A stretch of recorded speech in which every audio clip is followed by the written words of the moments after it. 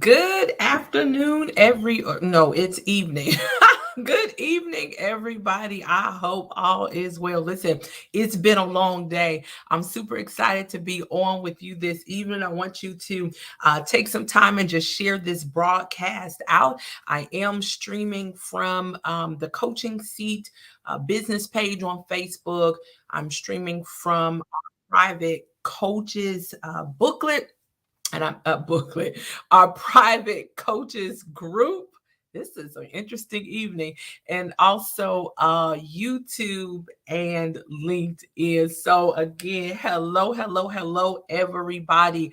I am super excited to give you a coaching tip that equips. I'm Toyinda Smith, a best-selling author, a business consultant, master coach, corporate educator, and TEDx speaker.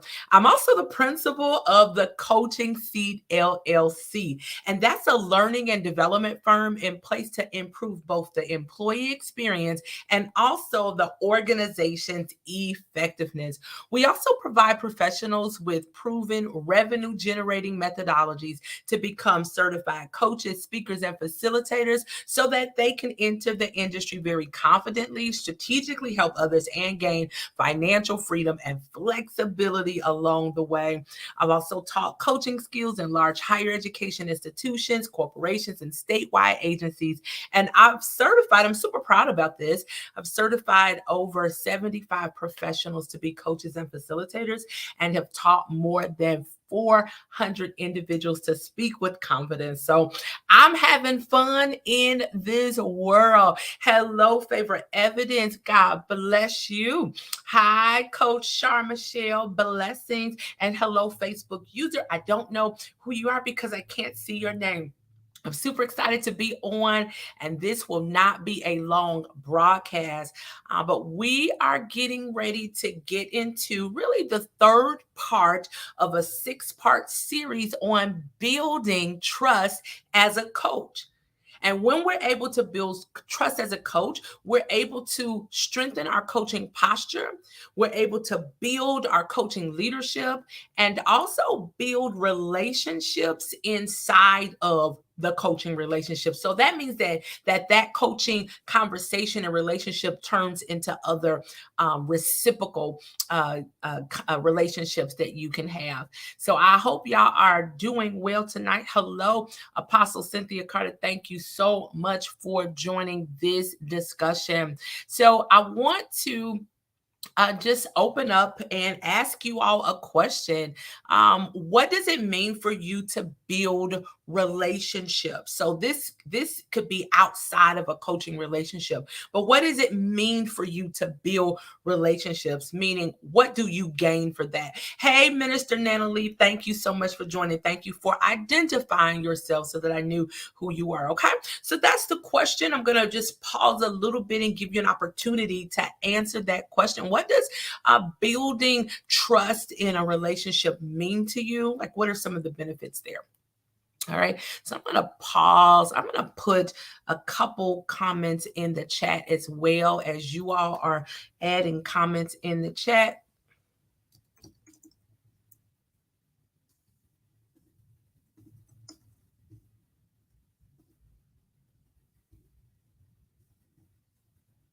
Okay. All right. Let's see what you all have. Oh, that's good, Coach Shar. So Coach Shar says that the benefit of one who is reliable. Okay, good. That benefit means that you are reliable. I think I'm understanding that properly, Coach Shar. If I'm not, you let me know. I put that it means better and more robust communication. When I'm building trust in relationships, one of the benefits is, hey, I'm going to be able to communicate better, and it's going to be more in-depth, more robust communication. We will stay away from like yes, no. All right, so let me just drop that in this chat that we have going on. Okay, that's good. What else? What are some of the benefits? I think I see another one coming in. Let's see what the benefits are. Okay. So Nana Lee says building trust helps me to feel comfortable with growing forward with individuals. I like that. Growing forward. I really like that. Okay. Thank you so much for sharing. And Coach Shar says another benefit is being able to be vulnerable, and then you're able to be more open. Okay, makes sense. It definitely makes sense. So I want to get into this discussion, and as you continue to communicate with me, I will kind of bounce back and forth and see what you're saying. So again, as I said, trust, y'all, it is really the first principle of coaching. And so last week, your coaching tip that equips was to practice maintaining confidentiality. The week before that, we talked about being very genuine and interested and curious, right? So, really, I said genuinely interested and curious. And so, for this week, our coaching tip that equips, and I want you to put this in the chat, help me teach this tonight. It is to pay attention to your responses. Toyinda has to pay attention to her responses. Cynthia has to pay attention to her responses. Favor, you have to pay attention to your responses as you are in a conversation and a coaching relationship. Shar, you have to pay attention. Nana Lee, you have to pay attention to your responses. So it's in coaching, it's not strange or abnormal to coach people who are experiencing what you have already won or what you have already become proficient in. Right? When I worked with graduate students at Purdue University, we understood that research is me search. Okay. So you begin to have a burden for the things that either bothered you or the things that you feel can be better, right? Or the things that you've won and you want other people to experience that success as well. So let's think about this quick example. Are y'all following? All right, let's think about this quick example. So, for example, you may be a coach who specializes in transitioning after divorce. All right. And this area of specialty is an area of expertise for you because you've gone through this type of transition well. You sought the help you needed to become healthy, and you were able to bounce back successfully. Now, what's important to recognize here is that you are able to regulate what may become a trigger for you. Yes, you are very healthy as it relates to this specific space or the specific space that you may be coaching or consulting with an individual in. Right? We know that you bounced back successfully. You did the work to be very healthy in this space. But what's important is that you recognize and be able to regulate. Can you put this in the chat? What may become a trigger, right? Because you're close to the work. You've experienced things in this example related to divorce. You might be a person that helps individuals to not expect a level of validation, right? And so someone that you're coaching may talk to you about how this area is it's limited in that area, and it might trigger you to something you've experienced. So put this in the chat that you have to be able to regulate any triggers. triggers. Okay. So you'll have to regulate any triggers that you may have. Is this making sense? Put a 1 in the chat if it's making sense.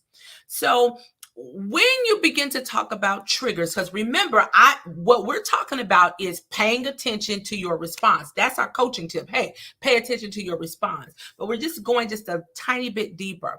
And so all of us have had past emotional experiences because, listen, Your coachee's situation may sound similar to yours, although you have won this area, you are doing well, you're thriving.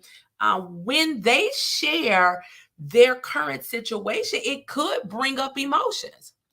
And then listen, you might try to, don't you do this, insert yourself into the story.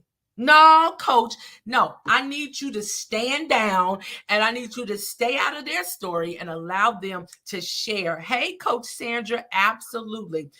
What may become a trigger? The experiences that a coachee is sharing with you that you may have won. So I opened up Coach Sandra and I said, we may coach people who have experienced what we've experienced, and we have to, our coaching tip that equips is pay attention to our response. All right, so we have to understand that your coachee may share their current situation and it could bring up emotions in you, especially if it's something very traumatic that you have experienced and you have become healthy in. Okay, now I read an article and the article talked about an emotional trigger. So I want to give you this definition.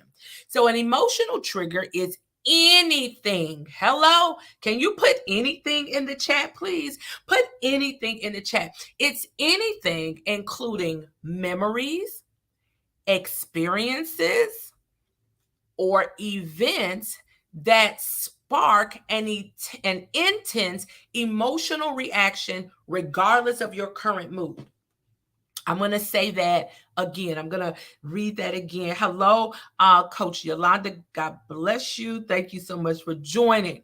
All right. So, this emotional trigger is anything, including memories, experiences, or events that spark an intense emotional reaction, regardless of your mood. So, this coaching tip that is going to equip you is that we have to pay attention to our own responses. Yeah, that's our tip. We're talking a little bit, we're on the surface of triggers. A lot of times we work with people who have experiences that we've had, and we try to bring them out. We try to help them to become their best self. And so we have to also understand that an emotional trigger is anything, including memories, experiences, or events that may spark an intense emotional reaction regardless of your mood. And so while you're paying attention to your responses, you must also know how you will handle triggers. See, that's going to be worth the work, worth you identifying ahead of time. So if you're working in a place, in an area that may trigger something, come on, what did we say? It sparks some type of intense emotional reaction, regardless of the mood that you're in right now. You have to be able to articulate and identify, y'all following me, how you're going to handle it. Come on. Come on, see, that's your homework. This is your homework. How will you handle triggers when you are in coaching conversations? How are you going to handle that trigger? How are you going to deal with your emotions? How are you going to deal with it? Come on, Coach Sandra, don't insert yourself in the story. All right? And so I'm asking you this question. How will you handle any triggers? It's very important. You have to be able to identify what you're going to do so that you can maintain the trust. Remember, we're talking about building trust so that you can maintain the trust in the relationship. And again, I'm asking this coaching question because you should, no, because if you respond with the wrong tone, if you respond with the wrong facial expressions, I'm really, really good about these eyeballs getting really large. Like, what? So we have to pay attention to ourselves. You have to pay attention to your response so that you can keep the building of the relationship going. or building trust. So I'm asking you this question because if you respond with the wrong tone, if you respond with the wrong facial expression, the wrong body language, it could indeed diminish the trust you and your coachee have built. Okay, so you got to think about that. All right, so remember, coaches, everybody who's on, remember, as a coach, you are a progress facilitator. Put that in the chat. I facilitate progress. You're a progress facilitator. And if you do not handle any potential triggers and know how you're going to respond to those, you could diminish the trust that you're trying to build. But as a progress facilitator, it's important for you to know that your coachee is entrusting you with their future progress.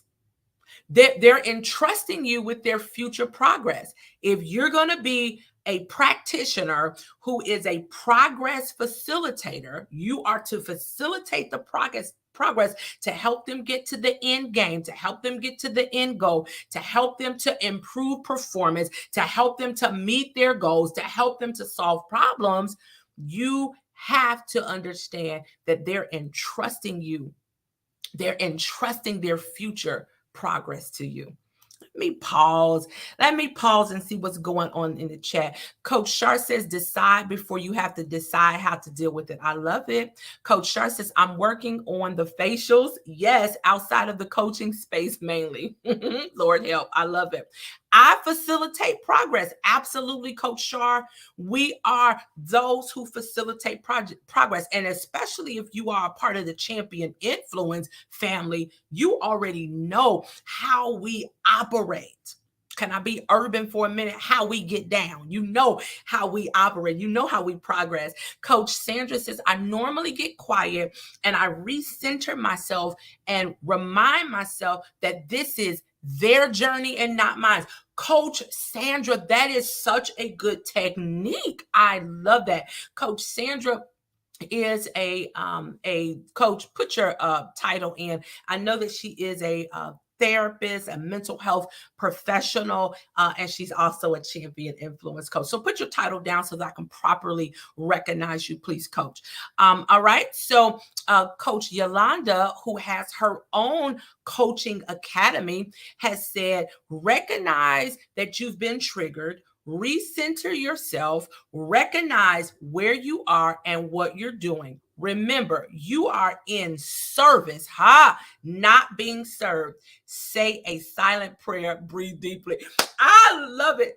And what I love about the group is that we are all kingdom citizens. Like, I'm trying to stay in my natural realm, but the kingdom comes out. The kingdom comes out, and I love it. So I want to let everybody know we are broadcasting on YouTube at the Coaching Seat TV. We are broadcasting on Facebook Live, of course. We're also broadcasting on LinkedIn in the Coaching Seat platform, and also on my personal pages. So I love that, Coach Yolanda. Thank you so much. Come on, Coach Sandra says, yeah, we are progress facilitators. We are definitely progress facilitators. Favor, he says, I am a facilitator of progress. Absolutely, Favor. Especially since you have your Destined to Win University. So you are definitely a facilitator of progress. And even as you minister, this is something to keep in mind, that I'm going to be aware of my triggers and how I'm going to handle it before it comes up. Good. Coach Shar says, I love that too, Coach Sandra. Coach Yolanda says, come on now. Coach Sandra, hope dealer, trauma, transformational coach, and mental health counselor. Absolutely. Love it. And then Coach Yolanda says, you're teaching real good tonight. All right. So let me go back into my teaching so we can wrap this up. So we just said we have to remember that as a coach, you are a progress facilitator, and that the coachee is entrusting you with their future. Who is the coachee entrusting with their future? Come on, put it in the chat. It's me. It's me. It's me. They're entrusting me. They're entrusting me to their future. And so in coaching, in order to build trust, you have to know, listen to this, you all, you have to know what you are over. You have to know what you have authority over, and you have to know what's hovering over you. Can I say that again? I really want. Where's the scribe? And where? I just want you to put this in the chat, right? So you have to know what you are over. If you're going to build trust as a coach, you have to know what you are over. You also have to know um, uh, what you have authority over, and then you also have to know what's hovering over you. I hope this is helping. Coaches, am I helping y'all tonight? Oh, I hope I'm helping y'all tonight. I'm trying to stay corporate, but it's not working, y'all. So you have to know what you're over. You have to know what you have authority over, and then you also have to know what's hovering over you. Okay, so it is your role as a practitioner. You must be able to self-manage. Come on, your emotional intelligence has to be way up. If it's not, pause the coaching business, just pause for a minute and go and go and fill in gaps that you have in terms of this self-management. In the coaching conversation, we have to pay attention to your own body language. You have to pay attention to your emotions, your tone, and your responses. Let me see what y'all saying in this chat. Come on. Come on. Sandra says, no, it's me. Yolanda says, say that for the people in the back. Number one, what are you over? Coach Sandra said, over, authority over, what's hovering over you. Absolutely. Number two, what you have authority over. Coach Sandra said, yes, God. I love my kingdom citizens, y'all. Cannot get away from it. And Coach Yolanda says, what's hovering over you? Absolutely. Come on, we have to be able to identify those things if we're going to be an awesome practitioners, if we're going to be sought after practitioners, if we're going to take our coaching skills and techniques and methods in organizations. Coaching is not just for entrepreneurs, right? We got to take this into organizations. All right. Apostle Cynthia said, I love your teaching. Thank you, Apostle. I appreciate the encouragement. Coach Yolanda says, self-discipline. Go build yourself so you can help others build themselves effectively. That's why you have to be called and chosen to coach. Now listen. The coaches are teaching tonight. Are y'all following this? The coaches are teaching. Y'all make sure y'all share this out with your emerging and established coaches. All right, so as we wrap up, I've already said that as a coach in a coaching conversation, we have to pay attention to our responses. So you're paying attention to any triggers, understanding how to handle those. You're paying attention to your body language. You're paying attention to your emotions, your tone, and your responses. Because how you respond impacts how much of a response you receive. Oh, let me say it again. How you respond impacts how much of a response you receive.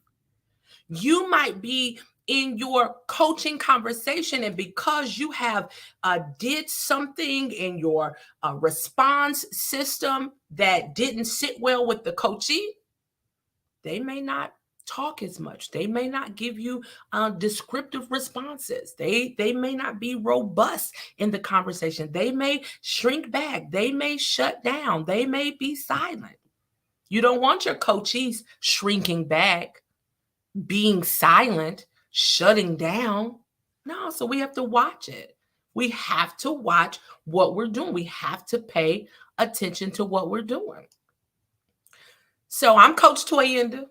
And I just gave you your coaching tip that equips. And that tip is to just simply pay attention to your responses. I want you to go to thecoachingseat.com to check out our educational gatherings and certificate programs. And don't forget to follow us on Facebook, LinkedIn, Instagram, Clubhouse, and subscribe to our YouTube channel, which is The Coaching Seat TV. I will see y'all next Thursday. I'll see y'all next Thursday. That's good, Minister Natalie. Hey, before we go, what can you apply to your coaching life right now? What can you apply that from what we've talked about? What can you apply to your coaching life? Let me just see what we worked on today. Thank you, Minister Natalie. She says this is helpful. Don't let them shrink back. Watch it. That's right. That's right. All right. So, what can you apply?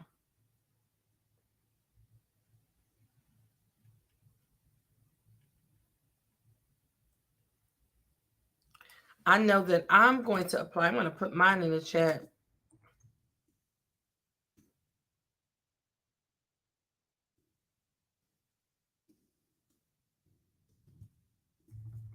Okay. I put my comment in the chat. So Coach Natalie says this is helpful. Don't let them shrink back. Coach Yolanda says a deeper study of coach-client reciprocity. Love that. I said I'm going to apply knowing what's hovering over me so that I can be more effective and more successful in the coaching conversation. All right. So listen, I want y'all to join me next Thursday as I give you part 4 because this is part 3. So I'm going to give you part 4 of what we need to do in order to continue to build trust in the coaching relationship. So that is our series. Part 4 is next week. Additionally, you all, let me put this on the screen. I want you all to prepare yourselves, okay? I want you to prepare yourselves because the Champion Influence P5 Empowerment Summit is quickly approaching on Saturday, October 14th from 10 a.m. to 2 p.m.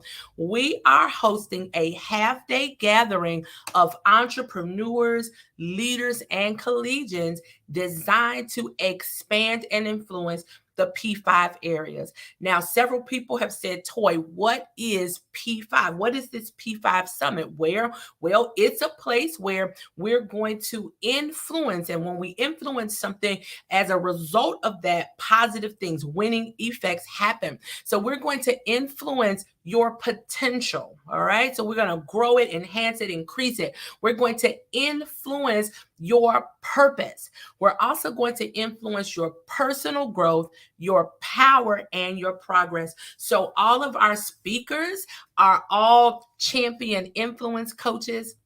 It's so important for me when coaches come into the Champion Influence family, when they come into our institute, it's important for me to set up opportunities for them to grow. I'm not one that just,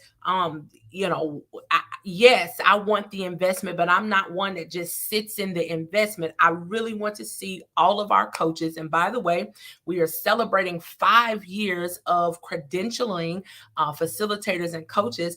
And I want all 76 of our coaches to be empowered to be able to teach, coach, speak, and facilitate in their lanes, in their domains. Thank you, Coach Yolanda. So every coach that is on this platform is a Champion Influence coach. And I'm super excited to hear what they have to say about these P5 areas. And what they have to say is going to create stability and sustainability for 2023 and beyond that. So I'm looking forward to that.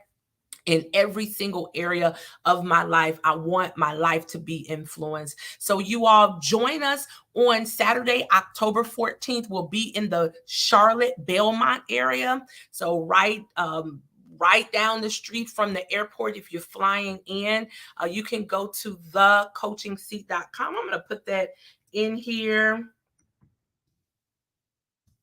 Okay, so you can go to thecoachingseat.com and grab your ticket. We also have a few advertising spaces available. We will advertise your business on the website and LinkedIn and also on Facebook and Instagram. And we will announce your business at the summit as well. Okay. So I want you to go to thecoachingseat.com. Check us out. We are doing the work. We always say champions do the work. And so that's what we are doing. All right. So I will see you all next Thursday at 8:30 p.m. We're going to deal with part 4 of this 6-part series on building trust in the coaching relationship. All right. So I will see you all later. Thank you so much for joining this evening.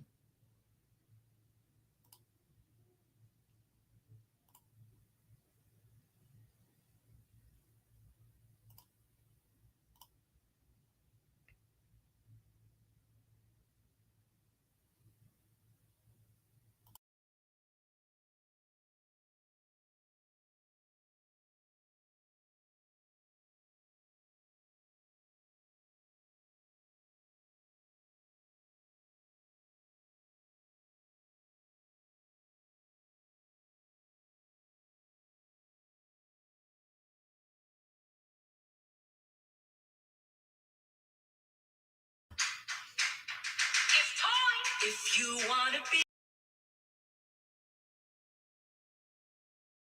a world dominator, you gotta know your word. Unleash potential and leave a legacy.